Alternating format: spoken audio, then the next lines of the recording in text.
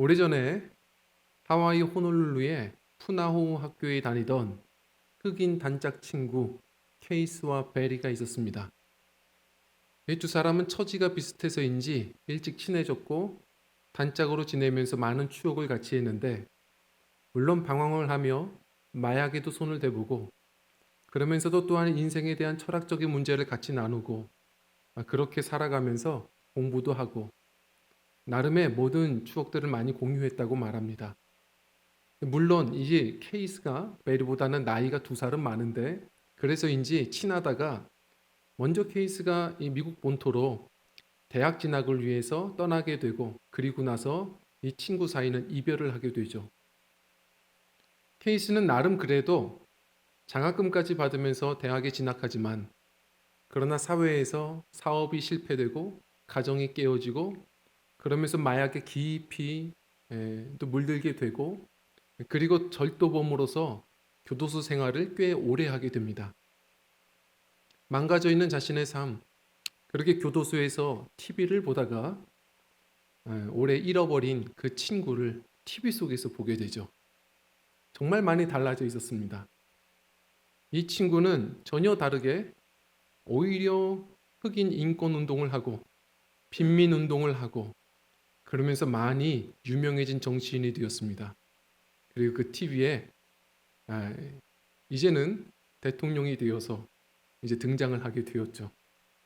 바로 멜이라는 이 애칭을 버리고 자신의 정체성을 받아들이며 아버지에게 물려받은 이 이름을 이제 사용하고 있었습니다. 바로 누구냐면 버락 오바마이죠. 두 사람의 유년 생활은 너무 비슷했지만 삶이 이렇게 달라질 수 있구나 느꼈던 아주 유명한 예화입니다. 사람들은 다 변합니다. 그러나 하나님을 소망으로 여기고, 그리고 예수님을 우리의 삶의 생명과 길로 여기는 사람들의 삶은 하나님 보실 때에 더욱, 그리고 많은 이들이 볼 때에도 귀감이 되어가는, 갈수록 아름다워지는 삶이 분명히 되어야 할 것입니다. 그런데 사람만이 아니라 그들이 섬기는 그 가정도 마찬가지입니다. 어떤 가정은 주님 은혜 안에서 갈수록 흥해지는 가정이 있고, 어떤 가정은 갈수록 쇠해지는 가정들이 있습니다. 오늘 성경 말씀을 보면 사울과 다윗은 물론 그 인생들이 판이하게 다른 결론을 맺게 되지만, 그들이 섬겼던 가정도 이와 마찬가지로 결이 다른 그런 흐름을 가졌다고 이야기를 하죠. 오늘 이 1절 말씀 아주 중요한 말씀 같은데요. 우리가 한번 좀 깊이 생각하며 같이 읽길 원합니다. 시작. 사울의 집과 다윗의 집 사이에 전쟁이 오래매 다윗은 점점 강하여 가고 사울의 집은 점점 약하여 가니라. 아멘. 사울과 다윗은 그 인생뿐만 아니라 그 가정들이 점점 달라지기 시작했습니다. 하나는 점점 강해지고 하나는 점점 쇠해집니다. 우리는 기도해야 합니다. 우리 인생과 그리고 섬기는 그 가정이 주님의 은혜 안에서 갈수록 흥해지고 갈수록 강해지는 가정을 우리는 꿈꾸고 기도해야 합니다. 오늘의 이 다윗의 가정 이야기를 우리가 한번 좀 깊이 생각해 보면서 우리의 가정이 주님 은혜 안에서 그런 가정 되게 해 주십시오.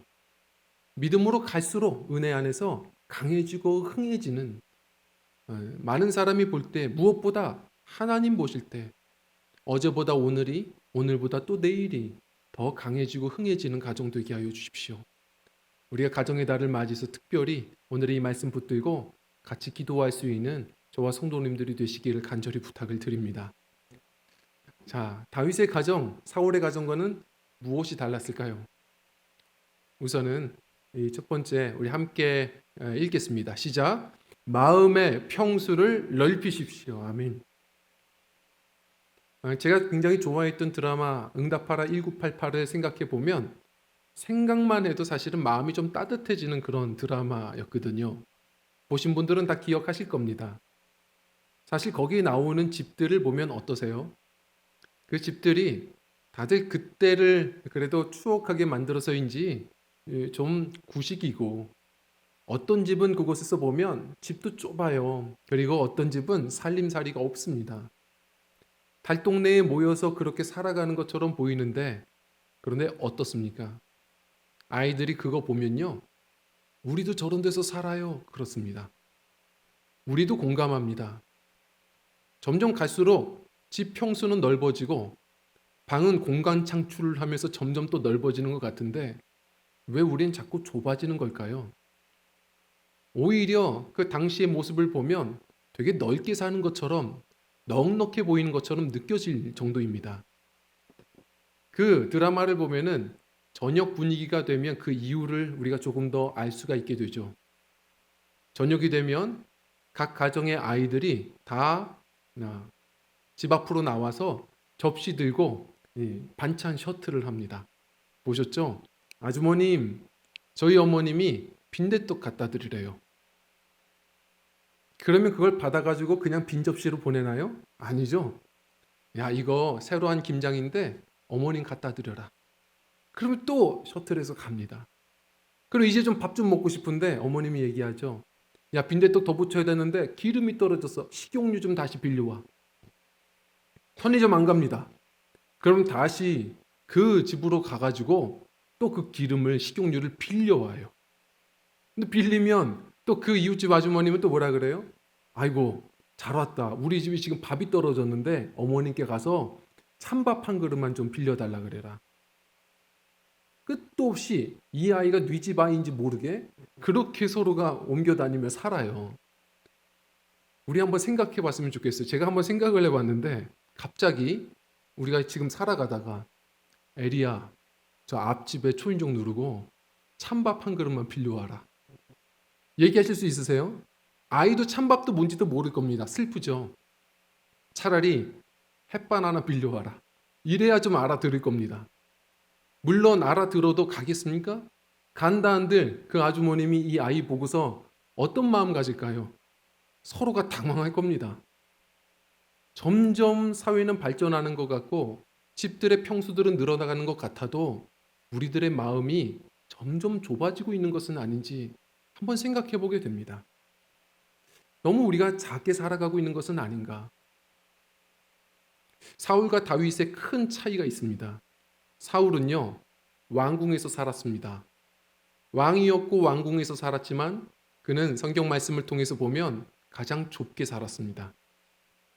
다윗이라는 사람을 시기하고 질투할 때부터 누구보다 옹졸하게 살았고 누구보다 작게 살았어요. 그러나 다윗을 보십시오. 다윗은 사울 왕을 피해서 도망자의 인생을 살았는데, 그래서 때로는 굴에서도 살았어요. 그런데 어떻습니까? 온 우주를 바라보고 찬양하고 시편을 쓰잖아요. 그리고 그 넉넉함 때문에 가족들뿐만 아니라 원통함을 입은 사람들이 몰려들어요. 그게 아둘람 공동체입니다. 나중에 정신 차려보니 자기 따르는 사람들이 400명이 됐어요. 이 사람들 중에 마음에 드는 사람들 다 똑같이 그렇게 다 마음에 들겠습니까? 그렇지만 그냥 원통하니까, 다 슬퍼하니까 다 받아주는 거예요. 함께 그렇게 돌아다니면서 밥 먹여주고, 그러면서 나중에는 600용사가 돼요. 뭐 하겠어요? 그들이 같이 예배하고 그리고 또 군사 훈련하고, 그러다가 그들이 군대가 되고 나중에 다윗이 왕권을 이룰 때 그 한 사람 한 사람들이 아십니까? 그 나라의 1등 개국 공신들이 됩니다. 다윗은 그런 사람이었습니다. 마음에 맞든 그렇지 않든 자기에게 찾아오는 사람들을 품어줄 수 있는 마음의 평수가 넓었던 사람이에요. 그래서 아십니까? 다윗이 어떻게 하냐면 나중에 자기에게 온 사람만이 아니라 자기를 평생 미워했던 사울이 세상을 떠났을 때 그를 위해서 울며 조가를 불러주기도 하고, 그리고 오늘 말씀에 보면 사울과는 비할 수도 없는 이스보셋이라는 사울 왕가의 남은 아들, 그 초라한 그 아들, 다윗을 끝까지 인정하지 않고 왕권을 겨루려고 하는 바로 그 사람, 자기 손대지 않고 가만히 기다려주고, 나중에 암살당하자 암살한 사람들을 상 주는 게 아니라 오히려 벌을 주고, 그러면서 그를 또 안장해주면서 다윗을 아직 인정하지 않았던 북쪽의 모든 지파들까지도, 장로들이 다 마음 열어서 다윗을 왕으로 모시는, 통일 왕국의 왕이 되는 마음의 지경 넓은 사람이 바로 다윗이었고 그런 삶을 살았던 사람이 또 다윗 왕이었습니다. 다윗은 넓은 사람이었습니다. 그것이 나중에 가정에서도 보여지는데 밖에서만 그런 게 아니에요. 나중에 아들 중에 하나 압살롬이라는 사람이 아버지를 반역하고 전쟁을 일으키고 정말 입에 담기 힘든 어려운 그런 나쁜 일들을 저지르고 그런데도 불구하고 다윗은 끝까지 그 아들을 죽이지 말아라. 계속 용서하고 나중에 이 압살롬이 전사당하자 세상 망한 것처럼 신하들 앞에서 꺼이꺼이 울던 사람이 다윗이에요. 가정에서부터 밖에까지 그는 넓게 산 사람. 그래서 다윗이 죽기 전에 아들 솔로몬에게 했던 유언이 있습니다. 그 유언이 뭐냐면 우리 성도님들 같으시면은 그 급한 시간에 어떤 유언을 하시겠습니까? 다윗은 뭐라고 했냐면 아들아 너는 힘써 대장부가 되어라. 다른 것 아닙니다. 키 크라는 얘기도 아니죠. 마음 크게 살아라. 졸장부 되지 말고 대장부로 살아라. 그것이 다윗 인생의 어떤 그런 인생관이었고 그리고 그 가정의 가훈과 같은 것이었습니다. 마음 넓게 사는 것. 우리는 어떻습니까? 밖에서도 인색하고 안에서도 인색한 거 아닙니까? 너무 마음이 좁아서 좁게 사는 것 아닙니까?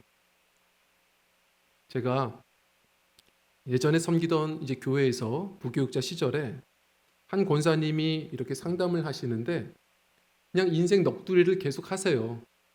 뭐라고 하셨냐면 목사님 저희 남편이 세상 후한 사람인데 가정에서는 참 인색합니다. 저에게는 그렇게 째째하고 그렇게 옹졸합니다. 남들에게 말도 못합니다.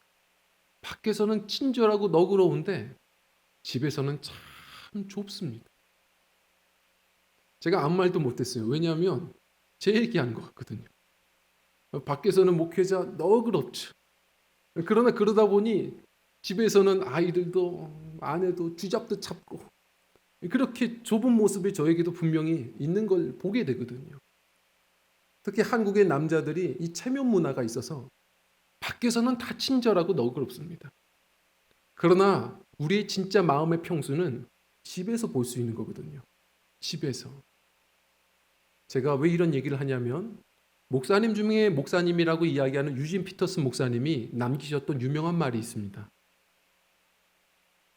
내 아내의 얼굴이 네 믿음이라. 너무 멋있는 얘기예요. 제가 그래서 그 얘기 오늘 설교하려고 아까 저는 오면서 아내에게 오늘은 얼굴을 좀 밝게 화장하라고 했어요. 이 얼굴빛. 우리가 목사가 되고 무슨 직분을 얻는다고 해서 우리 신앙 아닙니다. 우리가 내가 이렇게 신앙 살아야지 신념이 내 신앙 아닙니다. 우리는 어디서 증명이 되냐면 가장 가까이 있는 사람들이 평가해 주는 그것. 그들의 얼굴빛. 가장 가까이 있는 사람들에게 선한 영향력이 드러나고 있는지를 우리는 늘 점검해 봐야 됩니다.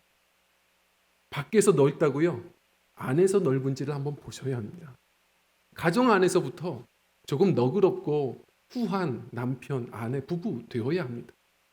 집은 좀 좁아도 남편이 오면 좀 쉴 수 있는, 아내가 좀 남편 만나면 쉴 수 있는, 집은 좁아도 서로가 쉼터가 되어주고, 집은 좁아도 아이들이 대화하면 놀 수 있는 놀이터가 되어주고, 함께 하나 되어서 뭔가 부모님과 이웃들을 초대할 수 있는 마당이 되어주는 마음의 평수 넓은 가정을 우리는 이뤄가야 됩니다. 누가 그러더라고요. 성경에 보면 남자와 여자 하나님께서 분명 다르게 지으신 것 같다고. 맞아요. 그래서 제가 늘 주례할 때마다 하는 이야기지만 남편과 아내에게 하나님께서 주신 지침이 좀 다릅니다. 뭐라고 말하죠? 아내들아, 남편을 주님이 교회의 머리 되신 것처럼 그렇게 복종해라. 대단한 얘기 아니에요? 예수님처럼 남편에게 복종하래요. 그럼 남편들은 좋아하지만 그 다음 뭐라고 말합니까? 남편들아, 아내들을 예수님이 교회를 사랑해 주신 것처럼, 다시 말해 죽기까지 사랑해라, 이렇게 표현해요. 남자와 여자가 좀 다르긴 다릅니다. 하나님이 그렇게 지으셨어요. 남자는 이 안에 인정 탱크가 있습니다. 존중받고 어떻게 그렇게 또한 인정받지 못하면요, 이게 줄어들면 무시당하는 것 같고 괴롭고, 그러다 보면 정상적인 그런 사회 활동을 하기도 참 힘들어요. 인정받아야 좀 용감해지고 자신감도 생기고 그렇게 행복감을 누립니다. 아내들은 조금 다른데 물론 인정도 받아야 돼요. 그러나 무엇보다도 사랑 탱크가 있어서 사랑을 말로 삶으로 좀 표현받아야 합니다. 그럴 때 또 넉넉해져요. 아니, 세상에서는 좀 무시당하고 가정에서 그래서 돌아오면 만나면 좀 그 비어져 있는 마음들이 채워지는, 가정은 그래서 충전소가 되어야 되는데 혹시 그러지 못하고 있는 것은 아닌지 우리는 생각해 봐야 됩니다. 혹자가 말하는 것처럼 참 저는 말도 잘 만들어요. 신혼 때에는 서로가 그 마음 탱크를 잘 채워준대요. 그래서 신혼부부를 뭐라고 하냐면 인꼬부부라고 말합니다. 서로가 잘 채워줘요. 돕는 배필, 그래서 서로가 사랑을, 인정을 막 해주면서 챙겨주고 마음이 넉넉해지고 행복감을 누려요. 그런데 결혼하고 나서 평균 한 3년 지지고 볶고 싸워요. 그리고 나서는 어떻게 되냐면 인꼬 부부가 아니라 속이 새까매진대요. 앙꼬 부부가 된답니다. 그래서 인꼬 부부가 앙꼬 부부가 되고, 그것이 나중에 한 10년 정도 지나면 서로 대화까지 안 하고 무덤덤해지면서 나중에는 인꼬가 앙꼬 되더니 나중에 앵꼬 된대요. 이 마음이 다 비어져서 그냥 허해져서 그렇게 살아간답니다. 그 무엇보다도 우리가 돕는 배필로 서로가 만났다면 부부들은 서로가 그걸 사명으로 여기고, 조금 우리의 기준이 점점 높아질지라도 후하게, 예수님께 하듯 하래잖아요. 그건 무슨 말이에요? 후하게 좀 인정해주고 사랑해주고 그런 표현해주는 그 사명 감당하는 부부들이 또 되어야 할 것입니다. 어떤 분이 그래요. 우리 남편은 백종원이래요. 그래서 사업이 잘 되시나 보다. 근데 그게 아니고 밥을 해주면 늘 평가한다는 거예요. 숟가락 딱 놓고 죽이 이게 찌개요 국이요, 멸치에다 무슨 짓을 한겨, 이러면서 막 화를 낸다는 거예요. 내가 해주는 숙제 했어 안 했어, 뭐 이렇게 하면서 닥달하니까 해주는 것도 힘든데 마음까지 점점 공허해진다는 겁니다. 요즘은 뭐 아내만 밥하는 거 아니잖아요. 서로가 때로는 힘내서 음식을 한번 이렇게 차려주면 서로가 한번 힘껏 후하게도 응원해 주는 것. 자존심 싸움 하지 말고 후하게. 이거 실화야? 이거 천국의 맛인데? 여기 천국 아니야? 나 죽은 거야? 뭐 한번 좀 후하게 인정해주고 평가해주고, 그러면서 사랑도 채워주고, 오늘 당신 멋있는데? 당신 오늘따라 이쁜데? 한번 좀 이야기해주는, 우리가 좀 그 탱크를 채워줄 수 있는 그런 돕는 배필들이 되어야 할 것입니다. 그럴 때 또 힘을 내서 자녀들에게 넉넉한 놀이터가 되어주고 이웃들에게 마당도 되어주는 것 같아요. 자녀들도 마찬가지입니다. 자녀들 잔소리한다고 공부하지 않습니다. 죄송하지만 저도 잔소리해요. 공부를 너무 안 하면 하라고 하죠. 왜냐하면 저는 어렸을 때 참 감사한 건데 저희 부모님은 한 번도 공부하라는 말씀을 안 하셨어요. 너무 이렇게 시험 공부하려고 하면 그러면 건강 망친다고 잘하고, 공부하라는 말을 한 번도 안 하셔서 저는 순종해서 어렸을 때 공부를 안 했어요. 그래서 이러다가 큰일 나겠다 해서 참 힘들었거든요, 뒤에. 그래서 저는 아이들에게 아직 판단력이 어려울 때에는 때로는 이렇게 알려도 줘야 된다는 생각은 있어요. 가끔은 선을 넘어요. 주님의 자녀인지 나의 자녀인지 헷갈릴 때가 있어요. 내 욕심대로 다른 사람들 하는 대로 기준 비교해가며 아이들에게 그렇게 몰아세울 때가 있는 것 같습니다. 조심해야 돼요. 공부는 우리도 해봐서 합니다. 잔소리 한다고 잘하지 않아요. 다 적성이 있습니다.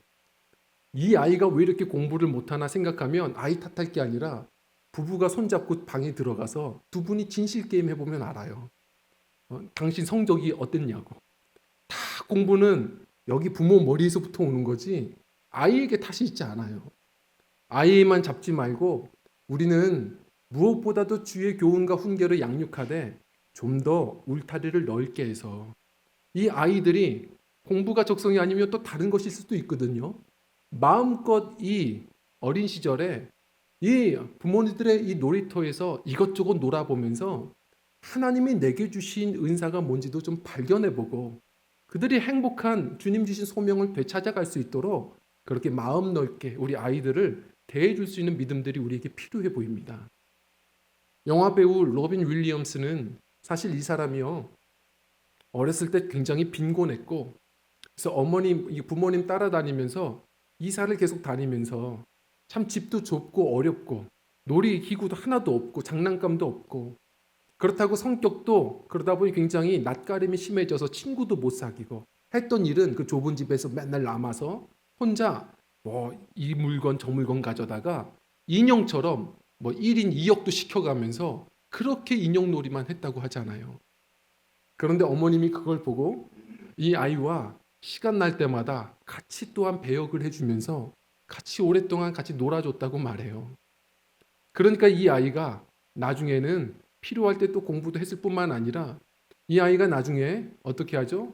놀던 대로 한번 반에서 아이들 앞에서 놀아봤더니 아이들이 굉장히 반응이 좋고 다들 웃기 시작하고 그러면서 자신의 꿈을 찾게 되고 미국 최고의 영화 배우가 되지 않습니까? 좀 기다려줄 줄도 알고 울타리를 넓게 해서 기준은 있어야지만 아이들이 좀 주님 은혜 안에서 뛰어놀며 자기 은사를 찾을 수 있도록 넓은 마당, 놀이터가 되어줘야 할 것입니다. 기억해야 합니다. 좋은 가정은 어떤 가정이냐? 이렇게 누군가 말합니다. 가족들이 길게 여행한 다음에 뭐라고 말하는지를 들어보면 안답니다. 남편이 긴 출장 끝내고 나서 혹은 아이들이 수학여행 마치고 나서 뭐라고 말하는지. 아, 빨리 집에 가서 쉬고 싶다. 아, 우리 집이 제일 좋아. 우리 엄마가 해주는 밥 먹고 싶다. 아, 우리 아내 빨리 보고 싶다. 그런다면 그 가정은 소망이 있다는 겁니다. 다시 이야기하지만 집이 좁아서가 아닙니다. 우리의 마음이 좁아져 있는 것은 아닌지 조금 숨 쉴 수 있고 충전해 줄 수 있는 우리 배우자에게 좋은 쉼터들, 아이들에게 좋은 놀이터들, 부모와 이웃들에게 초대하여 함께 또 섬길 수 있는 그런 마음의 넓은 마당들, 우리 마음의 평수가 넓어지는 우리 성도님들의 신앙 그리고 가정이 꼭 되시기를 간절히 부탁을 드립니다. 그리고 우리 두 번째로 이 기준을 우리가 좀 붙들어야 합니다. 우리 함께 읽겠습니다. 시작. 믿음의 기둥을 견고히 하십시오. 아멘. 믿음의 기둥을 견고히 해야 합니다. 다윗이 왜 갈수록 점점 더 강해졌는지 성경은 이렇게 해서 역대기에 표현을 해주고 있습니다. 한번 말씀을 읽어보길 원하는데요. 역대상 11장 9절 함께 읽겠습니다. 시작. 만군의 여호와께서 함께 계시니 다윗이 점점 강성하여 가니라. 아멘. 자, 이유가 뭐였냐면 하나님이 함께 계셨기 때문이라고 말합니다. 그런데 뭐라고 표현하냐면 만군의 여호와라고 표현합니다. 만군이 뭐죠? 천군 천사입니다. 온 우주적 천군 천사를 다 진두지휘하시는 하나님. 무슨 말이죠? 우리 모든 인생 속에 끊임없는 영적 인생의 전투가 있습니다. 나에게만이 아니라 사랑하는 내 배우자, 자녀, 우리 부모님, 그 모든 가족들의 인생 속에도 끊임없는 전쟁이 있습니다. 어떻게 다 싸워주시겠습니까? 만군의 하나님이 함께 해주시는 인생이 승리하는 겁니다. 만군의 하나님이 함께 해주시기를, 그 하나님이 사랑하는 나의 자녀의 하나님 되어주시기를, 사랑하는 나의 부모의 하나님 되어주시기를, 나의 남편의 아내의 하나님 되어주시기를 우린 기도해야 합니다. 하나님이 지켜주시는 가정, 그 가정도 끊임없이 분열시키려는 사단의 역사가 있습니다. 정신 차리고 우리가 지킬 수 없습니다. 만군의 하나님, 여호와 하나님께서 호주가 되어주시고 지켜주시는 가정 될 수 있도록 우리는 또 기도해야 합니다. 다윗이 어떻게 그 가정을 세워가는지를 우리 한번 좀 짐작해 볼 수 있는 구절이 있습니다. 오늘 말씀해 보면 다윗의 자녀들의 이름이 나옵니다. 그 이름의 뜻을 정확히 알 수 있는 우리 넷째 아들들까지 우리가 이름을 좀 살펴보려고 합니다. 자, 말씀을 보면 맏 아들은 암논이라, 둘째는 길르압이라, 셋째는 압살롬이라, 넷째는 아도니아라. 이름의 뜻이 뭔지 아십니까? 여기서 다윗이 자녀를 어떻게 생각하는지에 대한 의미가 조금씩 느껴집니다. 자, 암논이 어떤 뜻이냐면 하나님은 나의 믿음의 대상이시라, 신실함, 믿음 이런 뜻입니다. 자, 그리고 길르압, 다른 성경을 보면 다니엘이라는 이름으로도 나와요. 이름의 뜻이 이렇습니다. 하나님이 내 인생의 유일한 재판자이시다. 압살롬은요, 이 압살롬의 이름의 뜻은 아버지, 살롬, 샬롬, 평화. 하나님이 나의 평화가 되신다. 아도니아는요, 그냥 해석할 것도 없습니다. 주입니다. 다윗이 만났던, 바로 그 인생 속에서 만났던 믿음의 대상이시오. 그 인생의 유일한 재판자이시오. 평화이시며 인생의 주가 되시는 하나님이 우리 자녀들의 하나님이 되어주시기를 바라는 것. 그것이 다윗 아버지의 마음이 아니었나 싶습니다. 제가 왜 이런 이야기를 하냐면 점점 더 약해져 갔던 사울 왕과 남은 아들이 나타나죠. 이제 6절 말씀부터 보면 바로 이 아들이 다윗과 겨뤄서 끝까지 힘겨루기를 하다가 비참한 인생의 말로 전사되게 됩니다. 전사도 아니에요. 암살당해요. 이 사람의 이름이 뭐냐면 이스보셋입니다. 이스보셋의 이름의 뜻을 아십니까? 부끄러움입니다. 이것도 참 초라한데 이 이름도 나름 다윗과 겨루며 북쪽에 그래도 왕이 돼 보려고 이름도 바꾼 겁니다. 워낙에 이름의 뜻이 이름이 뭔지 아십니까? 앞전 전장을 보면 에스바알이라. 무슨 뜻이냐면 바알의 사람입니다. 어떻게 이런 이름이? 이 사람이 어떻게 살았는지는 모르지만 한 가지 분명한 것, 그는 신앙 안에서 살지 않았습니다. 믿음과 무관하게 살았던 사람이 이스보셋, 이 사울 왕가였습니다. 우리는 분명합니다. 우리 인생이 뿐만 아니라 가정이, 그리고 가정 대대로 우리 자녀들이 정말 형통하려면 다른 것 없습니다. 만군의 하나님이 지켜주시는 그런 가정이 되기 위하여 우린 애쓰고 기도해야 합니다. 주님께서 편들어 주시는 인생이 승리하는 인생입니다. 기억해야 합니다.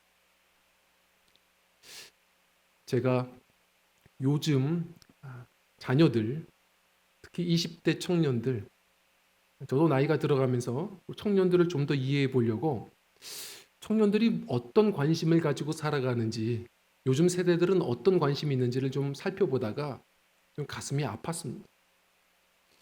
얼마 전에 한 칼럼을 읽다가 근거 자료들까지 보면서 마음이 많이 좀 안 좋았어요. 요즘에 20대들의 최고의 관심사가 뭔지 아십니까? 우리 자녀들의. 아세요? 연애? 아닙니다. 취업? 그것도 아닙니다. 무슨 어떤 꿈과 이상 그런 것도 아니에요. 뭔지 아십니까? 주식입니다. 근거 자료를 보니까 요즘에 길을 걷는 20대들을 불러다 놓고 100명에게 질문을 해보면 67%, 10명 중에 6명과 7명 정도는 다 주식에 대한 경험이 있답니다. 물론 오해하지 마십시오. 저는 이 자본주의 사회 시스템을 부정하지 않습니다. 이 주식 자체가 그것이 뭐 악하다, 저는 그렇게 말하지 않습니다. 그걸 부정하지도 않아요. 물론 저 또한 저는 주식을 안 하고 그래서 정보에 대해서 정확히 잘 알지도 못해서 함부로 말하는지도 모릅니다. 그러나 분명한 것은 이 주식에 대해서 기본적으로 아는 지식으로는 분명히 순기능도 있습니다. 개인 주주들이 되어서 우량 기업들, 사회적으로 선한 기여를 하는 기업들을 잘 우리가 지원해주고 거기서 얻은 기업은 또 얻은 그 이득들을 유익을 함께 주들과 나누면서 사회적으로 경제적으로 선순환을 일으키는 이 주식 구조가 있습니다. 근데 문제는 뭐냐면 오늘날의 젊은이들은 조금 다릅니다. 대부분이 코로나 위기 이후에 뛰어들었습니다. 그래서 지난 3월에 어떤 한 뉴스 방송을 보니까 주식 중독에 대한 이 청년들 상담이 지금 배나 늘었어요.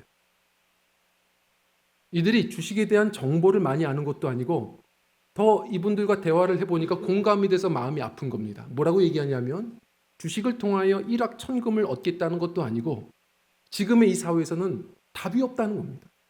공감이 되는 거예요. 예를 들어서 취업의 문은 점점 좁아지고 있고 거기에다가 집값은 하늘 높은 줄 모르고 폭등해 버렸고 그래서 정상적으로 우리가 적금 들고 예전처럼 그냥 그 낮은 이율 가지고서 저축하고 가다 보면 자신들의 꿈, 자신들의 직장만 생각도 못 한다는 겁니다. 꿈의 사닥다리가 걷어차져 있는 것 같은 오늘의 이 사회에서 이 불안한 심리 가운데에 자신들이 뭘 얻으려고가 아니라 돌아봐 보니 어쩔 수 없어서 두려워서 그냥 뛰어들 수밖에 없었다라는 겁니다. 그래서 오늘날 문제가 있습니다. 어쩔 수 없이 우리가 그냥 투자를 하고 뭐 주식을 하는 이런 수준, 그리스도인이기에 우리는 좀 달라야 하거든요. 좀 다른 가치를 가져야 되거든요. 선순환 이 순기능들을 가져야 되는데 예를 들어서 주식을 한다면 우리는 적어도 기준이 있어야 돼요. 예를 들어서 다른 사람에게 빚지면서 해서는 안 됩니다. 그러나 오늘날 젊은이들의 투자 방식을 보니까 어떻게든 빨리 꿈을 이루기 위해서 불안하니까 영끌족, 영혼까지 끌어모으고 빚투족, 빚을 내어서 투자까지 해버리는 이 문제가 오기 시작하거든요.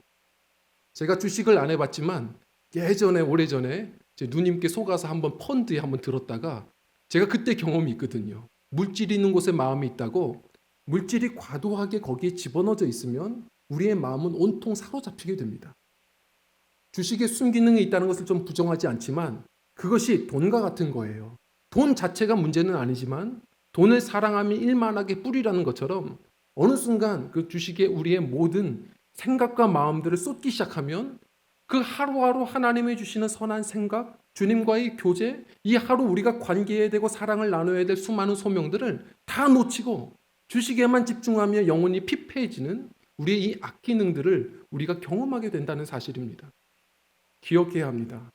그것 자체가 문제라는 것은 아니지만 우린 조심해야 됩니다. 그리고 부모가 보여줘야 됩니다. 혹시 주식을 하십니까? 혹시 부동산 어떤 재테크를 하시나요? 할 때에 우리는 말로만이 아니라 삶으로 보여주셔야 합니다.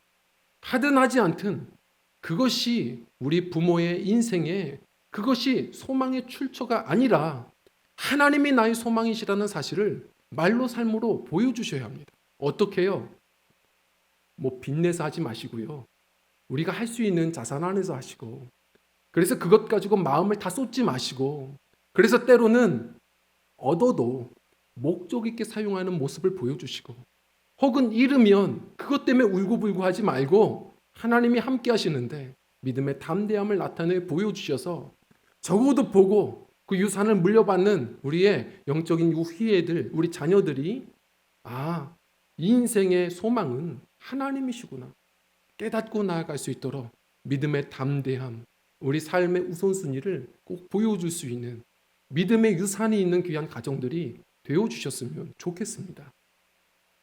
우리 학생들이, 청년들이 자신감 가지고 소망 되시는 하나님 은혜 안에서 살아갈 수 있도록 우리가 그렇게 말로 삶으로 보여줘야 됩니다.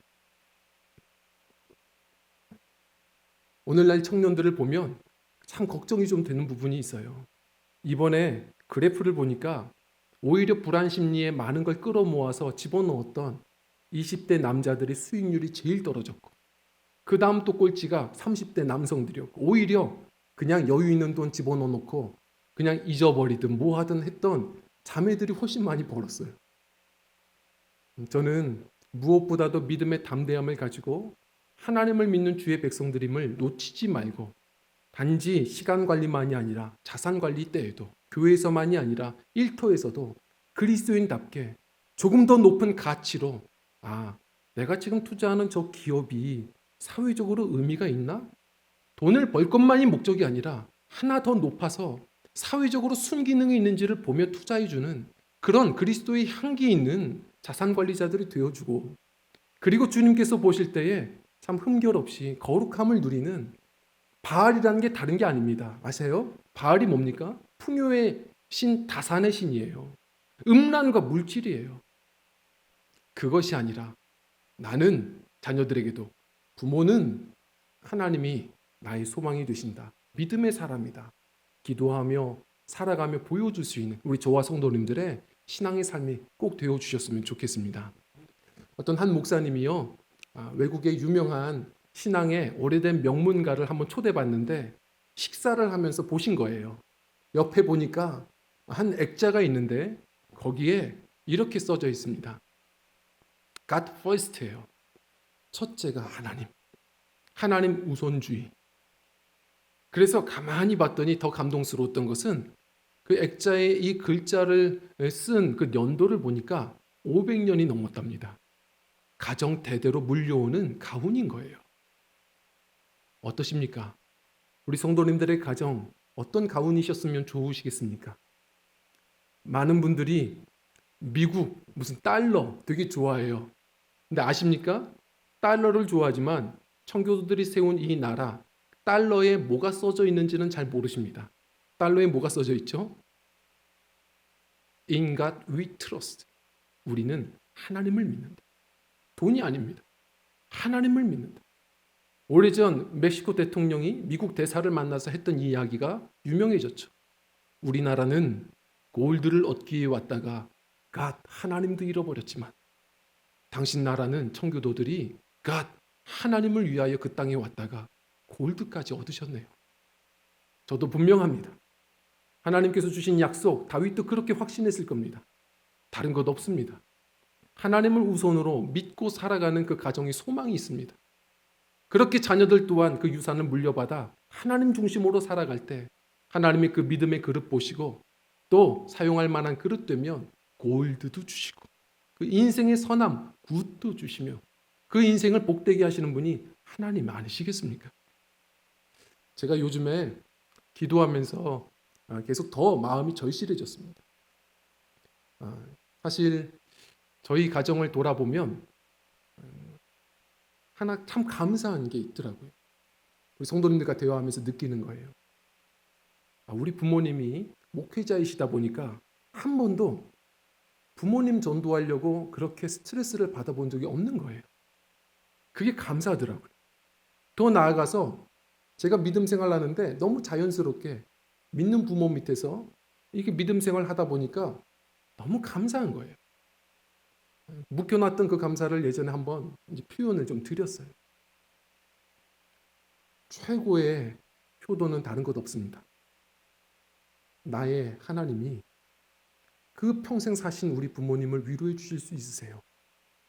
우리 부모님의 하나님 되어 주시는 것. 다른 유산 없습니다. 나의 하나님이 우리 자녀들의 하나님 되어 주시는 것.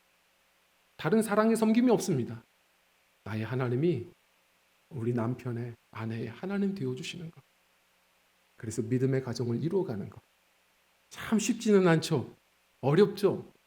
그렇게 오늘 말씀처럼 먼저 믿음의 본도 보여줘야 돼요. 그리고 그 영혼들을 위해서 하나님만이 마음을 열어주실 거예요. 기도하셔야 돼요. 물론 그게 쉽게 일어나지도 않아요. 가족 전도가 저는 제일 힘들다는 것을 성도님들과 대화하면서 철저히 느낍니다. 그러나 선을 행하되 낙심하지 말지니 때가 이름에 하나님이 정하신 때에 반드시 이루어질 거예요. 저희 은사님 27년 아버지 전도하다가 27년째 코트 들고선 갑자기 교회를 따라오신다는 거예요. 한 번도 미동도 안 하다가 하나님의 때에 이루어질 걸 믿고 선을 행하되 낙심하지 말고 우리 집을 세울 때에도 청약 드는 것처럼 가정을 세울 때도 청약이라고 믿고 매 순간 꾸준히 가정을 향해 가족을 위해 기도를 멈추지 말고 우리 함께 또 용기 주실 때마다 전도하면서 그렇게 우리 믿음의 가정을 세우는데 몸부림치는 우리 조화 성도님들의 승리하는 가정들이 되시기를 간절히 부탁을 드립니다. 오늘의 말씀을 우리가 기억하길 원합니다. 다윗은 죽기 전에 솔로몬에게 바로 이렇게 유언한 것입니다. 두 가지였어요. 너는 힘써서 대장부가 되어라. 그리고 또 하나, 위로는 하나님, 그 하나님의 말씀을 듣고 너는 꼭 반드시 순종해야 한다. 그럴 때 네 인생 모든 길에서 형통할 것이라. 그것이 목동으로도 살아봤고 군사로도 살아봤고 도망자로도 살아봤고 왕으로도 살아봤던 파란만장한 인생 살아왔던 다윗, 그 아버지가 아들들에게 남겨줬던 아주 귀한 유산이었습니다. 권면드립니다. 나부터 그래야 합니다. 보여줘야 합니다. 넓게 사십시오. 가족들부터 후하게 넉넉하게 나누어 주십시오. 넓은 마음으로 살아가시고 그리고 믿음의 견고한 기둥 가지고 살아가셔서 우리 한평생 참된 주 안에서의 행복을 누리고 그리고 주님 은혜 안에서 보는 자녀들이 또한 그 믿음의 유산을 물려받아 갈수록 흥해지고 갈수록 아름다워지고 갈수록 강해지는 우리 믿음의 가정들, 주와 성도님들의 신앙의 명문 가정들이 다 되시기를 간절히 부탁을 드립니다. 우리 시간 함께 찬양하고 기도한 시간.